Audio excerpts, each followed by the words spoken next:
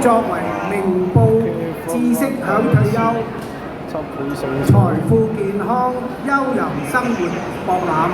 嘅策略夥伴，一齊推動健康樂齡、安享健康同埋財富兼備嘅退休生活。養和同明報由2000年嘅時間開始，透過發放健康資訊，令大家知多啲健康嘅消息，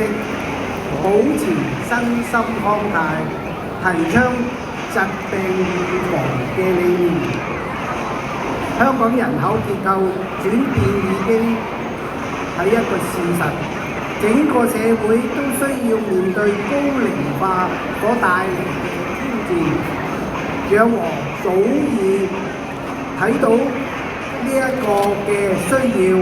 預防醫療在2017年開始已經成立咗一個長者健康中心，命名為 Healthy Aging Centre， 係少數設有老人科專科醫生嘅私人醫院，甚至有老人精神科醫生，全方位關注長者嘅身心靈同埋情緒。